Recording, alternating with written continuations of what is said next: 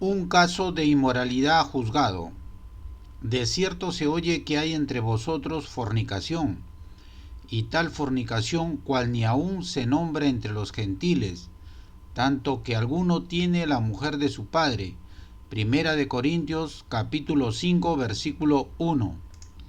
Hermanos o cristianos, para comprender este caso de inmoralidad juzgado, es necesario dar respuesta a la siguiente pregunta: ¿qué es la moralidad?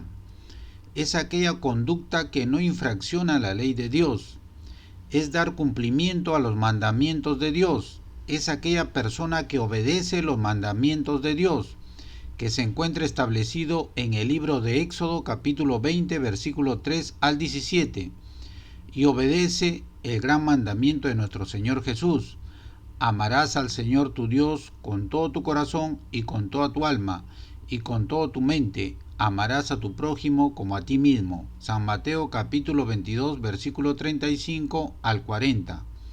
Ejemplo: la persona que no mata, que no roba, que no hurta, que no comete adulterio, etc.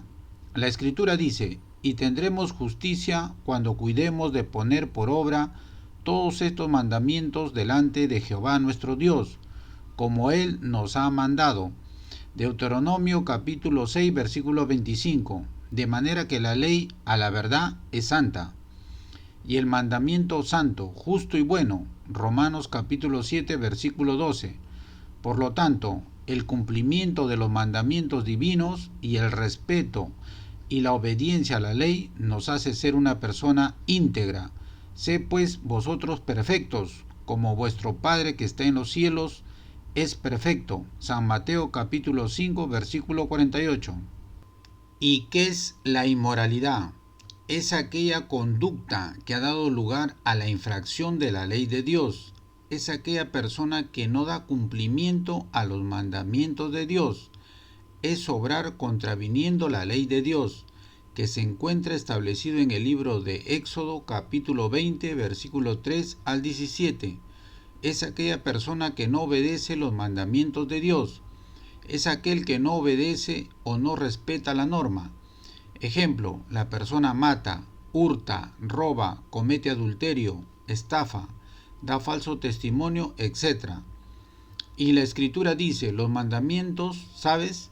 No adulterarás, no matarás, no hurtarás, no dirás falso testimonio, honra a tu padre y a tu madre. San Lucas capítulo 18 versículo 20.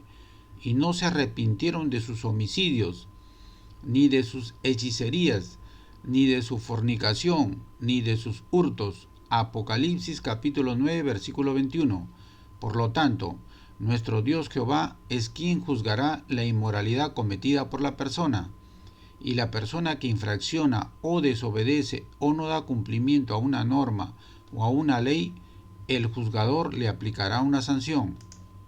En el caso de fornicación juzgado, la acción que comete el infractor aparece en la Escritura: y vosotros estáis envanecidos, no debierais más bien haberos lamentado, para que fuese quitado de en medio de vosotros el que cometió tal acción. Primera de Corintios capítulo 5 versículo 2. Entonces, la acción es cuando la persona hace un hecho inmoral, que es hacer relaciones sexuales fuera del matrimonio. Ejemplo: un hijo de madre fallecida hace relación sexual con la reciente esposa de su padre.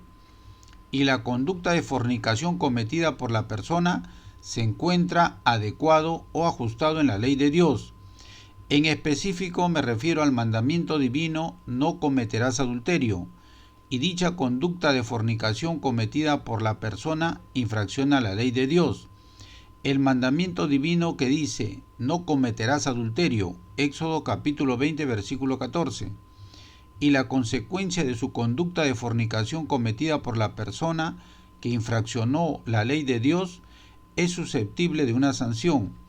Más bien os escribí que no os juntéis con ninguno que, llamándose hermano, fuere fornicario, o avaro, o idólatra, o maldiciente, o borracho, o ladrón, con el tal ni aun comáis, porque a los que están fuera Dios juzgará. Quitad pues a ese perverso de entre vosotros.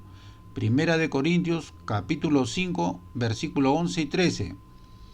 Sin embargo, nuestro Dios Jehová, en su gran misericordia y amor, perdona este pecado cometido por la persona, si se le pide en oración de corazón, mente y alma, manifestando su arrepentimiento de haber cometido fornicación y pide perdón por su pecado cometido.